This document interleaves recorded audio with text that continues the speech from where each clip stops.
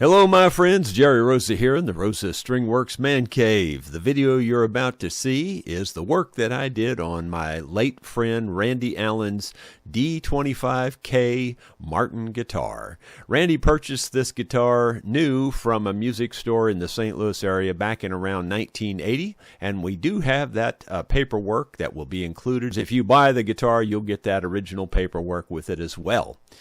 So pay close attention to the video and you'll see all the work I did to bring this thing up into tip-top shape. Thank you for watching, and I hope you'll bid on the guitar.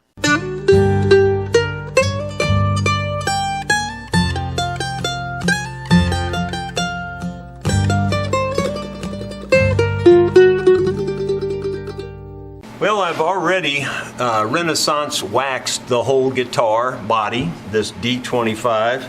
And now I'm going to do a fret leveling and recrowning. You can see there's some decent fret wear there in places. Anyway, we're going to try to clean up that best we can.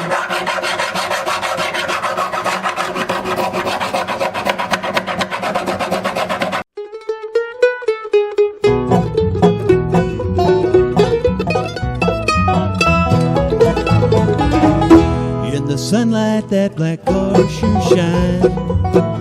It reminds me of our better time. What I typically do is, level the frets until you just barely can see any of the groove left. And then by the time you get done, polishing them, rounding them off, all that groove usually is gone. But I like to leave just a whisper of it. That way you know you didn't go too deep. And I have to be honest and say that these were pretty badly worn, worse than I thought. This leveling here and recrowning will be fine, but this is probably the last one that these frets will get. You'd probably have to have the frets replaced the next time. Back to a time our love was new, when all my days are filled with dreams of you. It's obvious Randy loved this guitar because he played it a lot, you can tell. I think that's going to do it. I can still see just a hint of a line through there, but it's very light, very, very faint. So I think that's good. Now we will clean this thing up, round those off. These days, got to put on the close-ups. Didn't used to have to do that.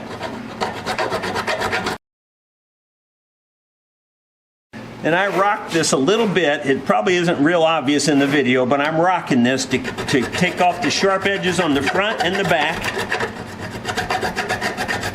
I don't really try to take too much off the top. Lonely evenings that I spend at home, still keep your picture by my telephone. Oh, what I'd give if that old phone would ring. We're going to go through and level the entire fretboard after this also, because there's a lot of finger grooves and marks in it, and we're going to get rid of all that too.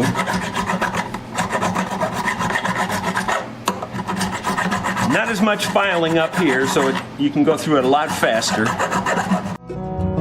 To hear your voice and all the joy it brings, all my dreams have a bitter end. We're always in our cars and I've got a piece of 600 sandpaper, and I go this way with it, and the reason I do that is it rounds the frets off really, really well, and it's 600 grit. It doesn't leave any lines. It's just as shiny as it can be.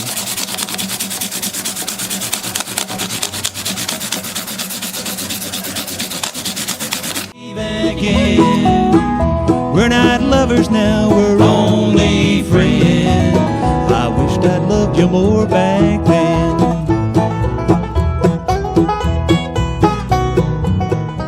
Okay, that really makes them shiny. You can probably see they almost look like mirrors already. And then what we'll do is we will go ahead and do a little bit more. We'll take just a dab of semi-chrome polish and polish these frets up to where they're pretty much can see your face in them. I was going to use this guard, but honestly there's no reason to use the guard because I'm going to scrape the whole fingerboard clean anyway, so it really doesn't matter. So I'm just going to polish these frets, each one of them, until they look like a mirror, pretty much. And I'm working on both sides of the fret. it probably doesn't look like it, but I'm moving my finger from one side of the fret to the other as I'm doing this. You can see the darkness that comes off there.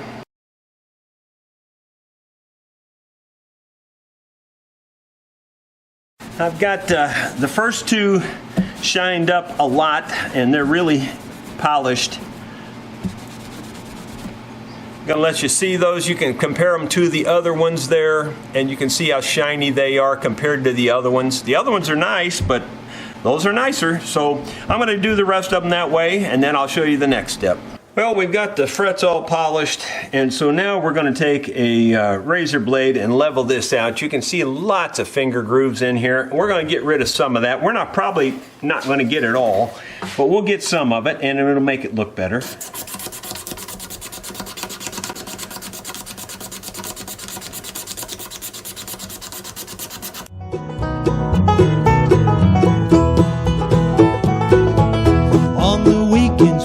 Bring the kids by. Yeah, you can tell old Randy really loved this guitar. You can tell he played it a lot. I hide the tears in my eyes. I'm always happy to see our children, but I wished I'd loved you more back then. And on the Sunday, I don't mean to pick on my late buddy Randy, but trimming fingernails is always a good idea when you're playing a guitar. These are actually fingernail grooves. That's what caused that, is the fingernails. So if you're a guitar picker and you got them rough fingernails, you ought to keep them trimmed, or you're going to have this same kind of damage. We can't get it all out, but we can make it look better. When I take the kids home, I see your shadow in the door alone. I try to fight it, but my lips say your name. My mind knows better, but my heart's to blame. Randy was quite a picker. He's got grooves all the way up and down here. That just shows that he knew what he was doing. But all my dreams have a bitter end. We're always in our cars and leaving again. Well, you can see what I'm doing there. I'm going to go ahead and finish this last little bit, and then I'll show you the next step. Okay, I've scraped all the fretboard area. Now I'm going back along every fret, and I scrape right against the fret to get rid of the stuff that got piled up there. It gets pushed up against it. There's quite a bit, actually. So we clean all that out. This makes the frets stand up nice and proud. So even though we filed quite a bit, these frets are plenty high to make them work real well.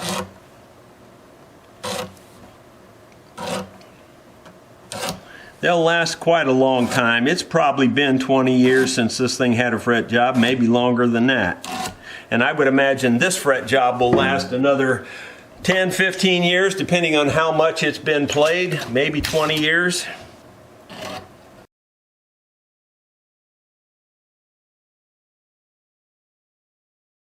Again, I'll remind you that I did do a full Renaissance wax treatment to the whole body of the guitar, which is always good. So I just brush all that off there now.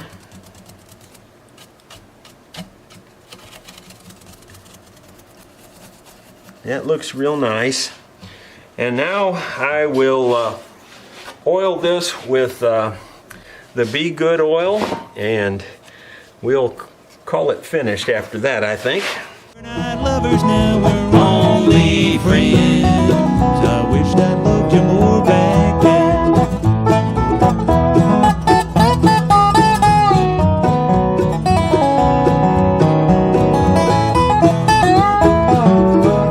All my dreams have a bitter. And there's some dust that's gotten down in there, so I'm going to vacuum that out. No point in you seeing that, but I'm going to vacuum that out. Then we're going to put the strings on it. And for the strings I chose is Phosphor Bronze Lights. These are Diodario brand. So I think that's equivalent to a J16. I buy them in bulk. We're always in our cars and leave again. We're not lovers now, we're only friends. I wish I'd loved you more back then.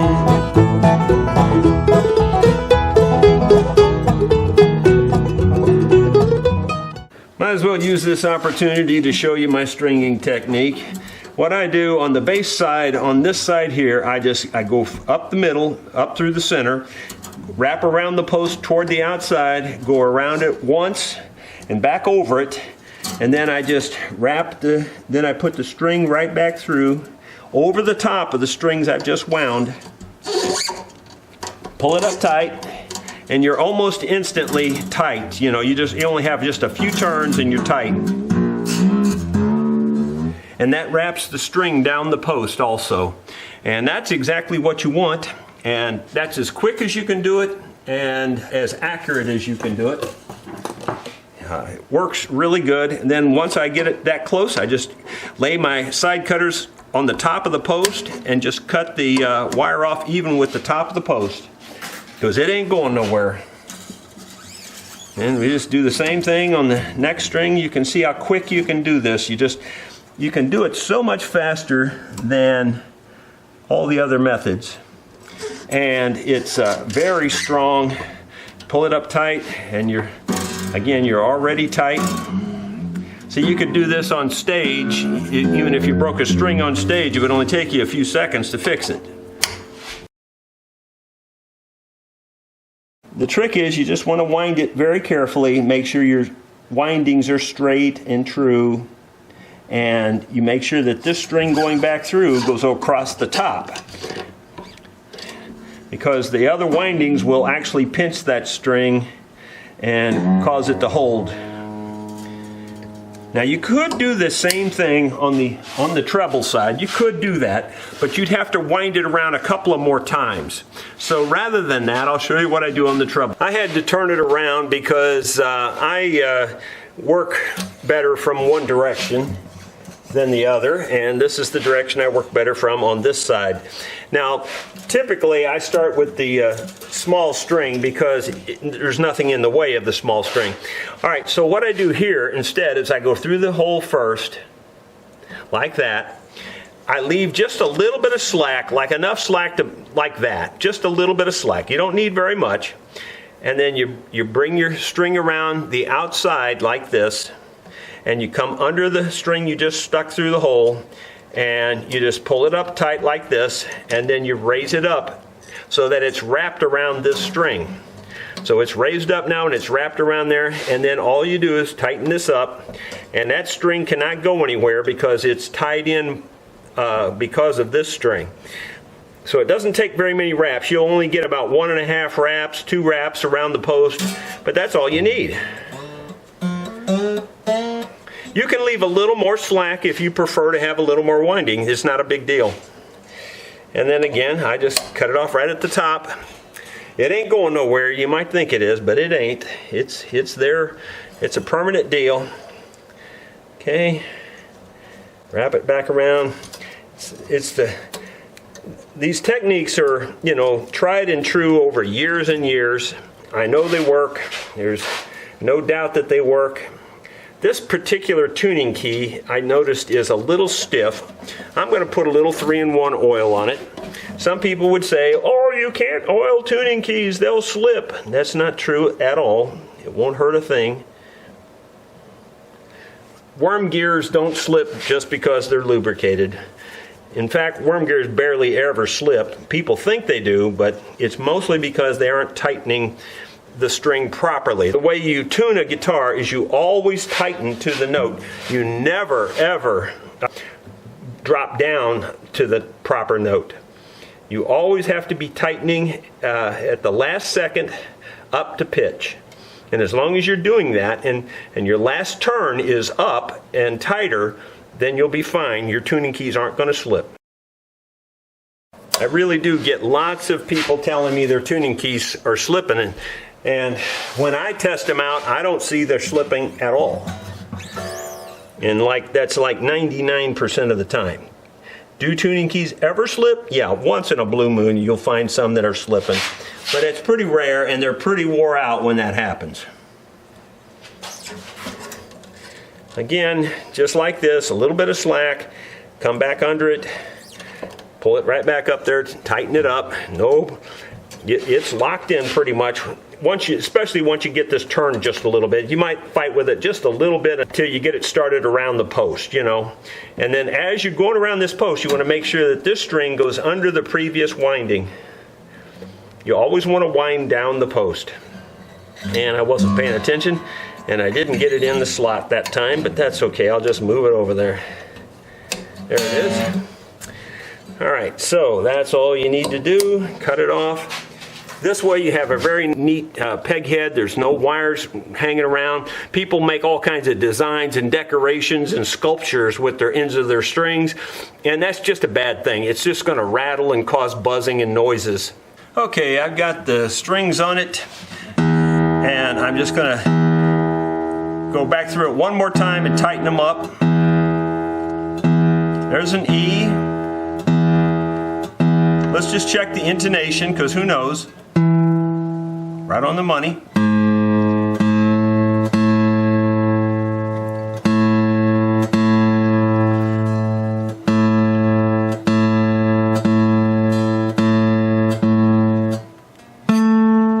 Pretty close, a little bit sharp.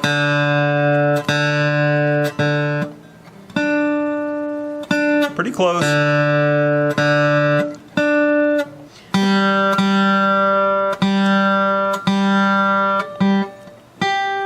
Really close on that one.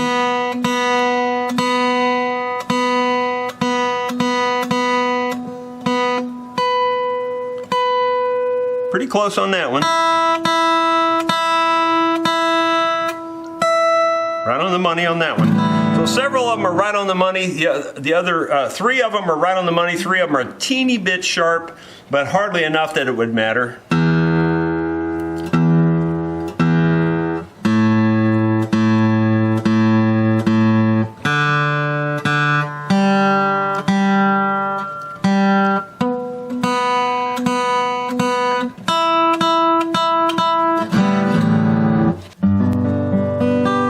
As you know, this guitar is up for auction, and I'll play just a little bit on it so you can hear it. I am not a guitar player. I'm barely a mandolin player.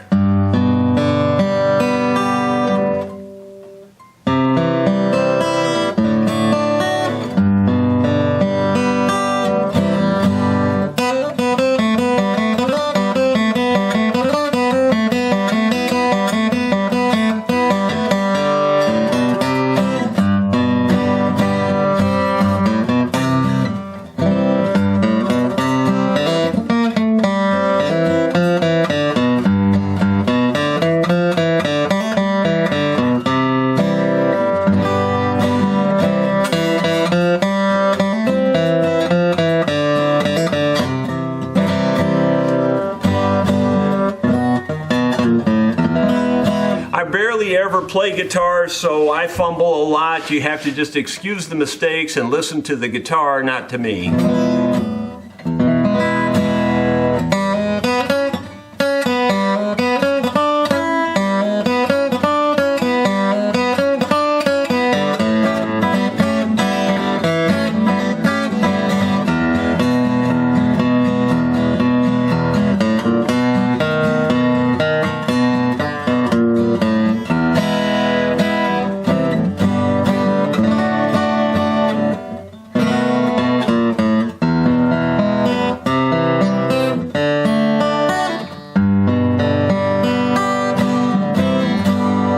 Strings are probably even stretching because they're brand new. Uh-oh, this is at 441. I didn't realize the, let me move it down to 440.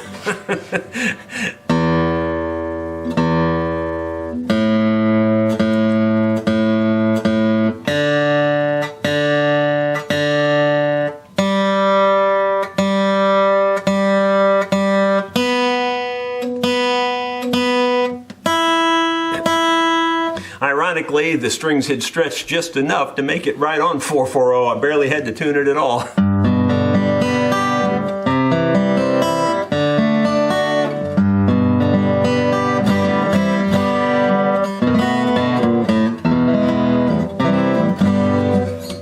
There's a very nice guitar. You won't go wrong if you purchase it.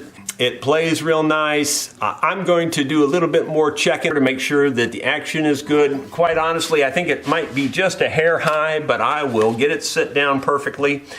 Let me look right here and see. I don't know, it may not be high, but it feels maybe just a hair high. Let's see, we're at, no we're not either, we're not high.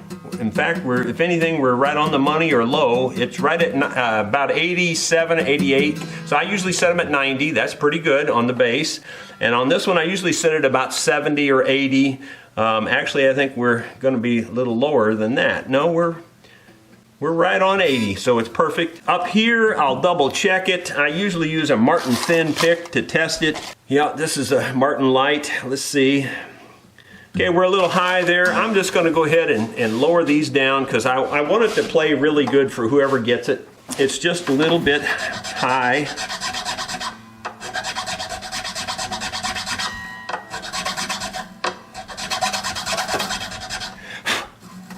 Let's test that. Well, I like to bring it up to pitch to test it because it just tests better that way.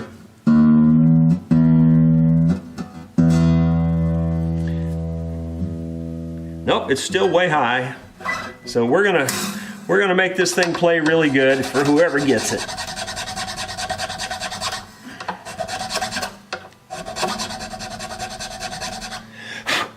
It's got a micarta nut, I can tell that. Micarta is a good nut material.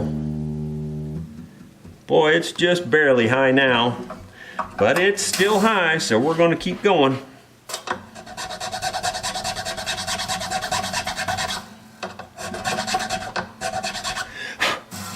Just because I can, I'm going to go ahead and put a little pencil lead in here, especially in these wound strings. It always helps them slide a little better, but not that they're grabbing or anything. It's just a common practice.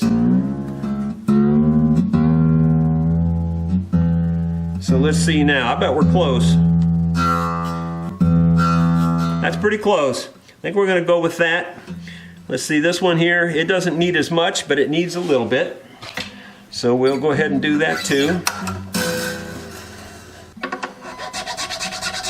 And I'm making sure to keep the angle so that the last place the string touches is on this inside edge of the nut. That's what you want. And we'll put a little pencil in here on this one too. I have a feeling this one's going to be close enough already because it wasn't very far off.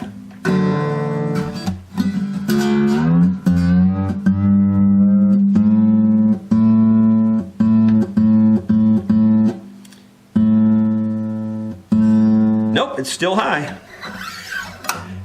My test is when you pick it, if you hear a little bit of a buzz on there, then you know you're just about right.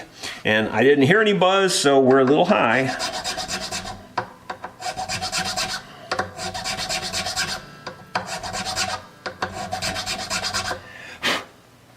All right, I'm going to put the pencil mark back in there just in case we're right this time, because I have a feeling we will be, because it wasn't very far.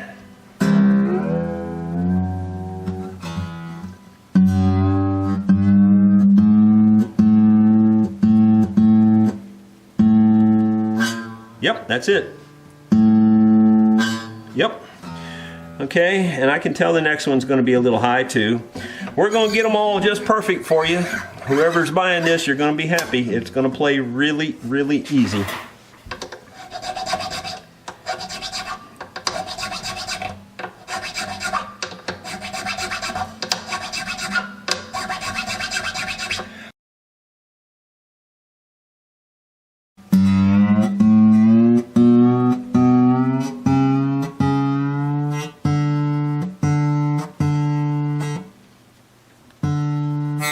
Yep, right on the money.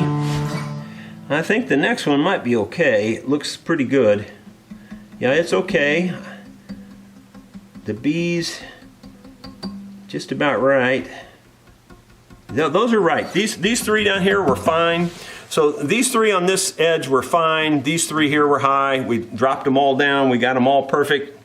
So let me just tune it one more time and play it one more time for you so you can hear it after we've made the adjustments.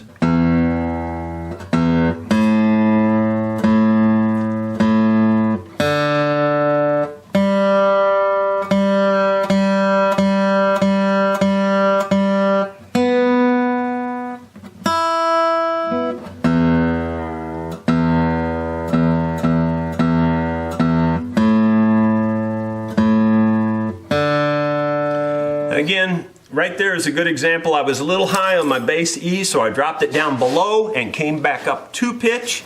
That way you get rid of all that backlash that's in your tuning keys, and then they don't feel like they're slipping that way. Yeah, it plays easier.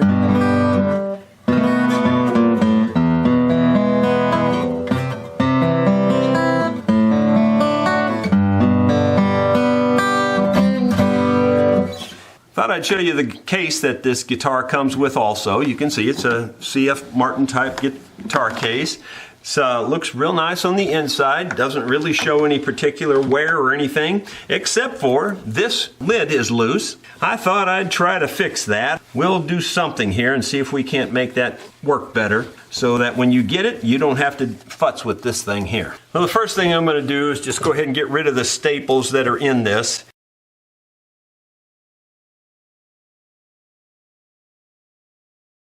Looks like there was 2 strips here where that was held on. In the essence of time, I'm going to see if CA glue will hold this. I have a feeling it might be a problem because it's soaking into the cardboard and it's soaking into this thing too. But you don't know till you know. And I'll stick them together.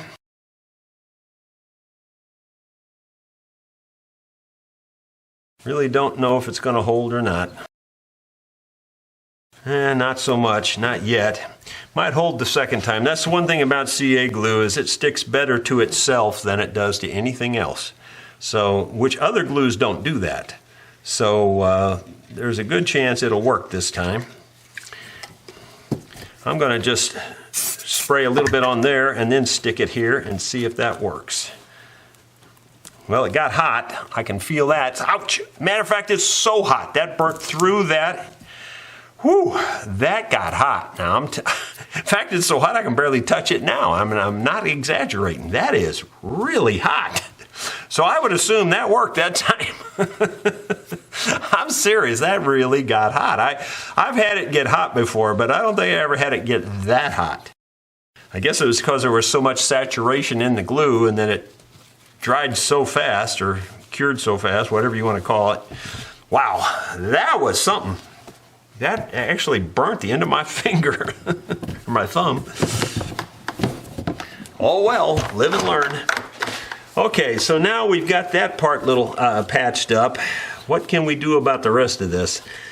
Do we have a way to staple it? I am trying to think if that would work. And I do have a bigger stapler. I might try it, since that's the way Martin did it to begin with. I'll give it a shot and see how that works.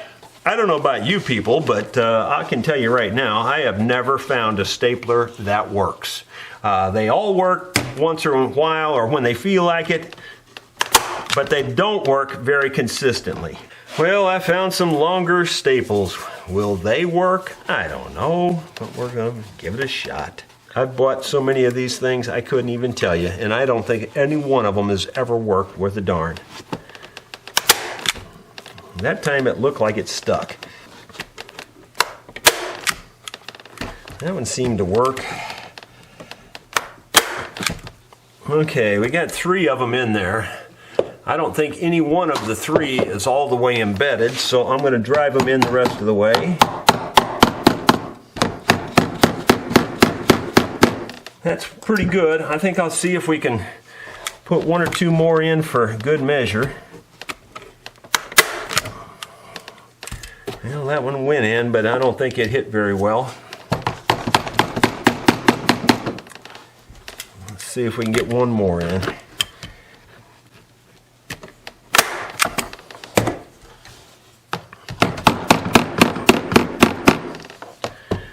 Well, that's better than it was, I can tell you that for sure. I don't think it's going to come loose because it's pretty solid. They went in pretty solid, those last ones.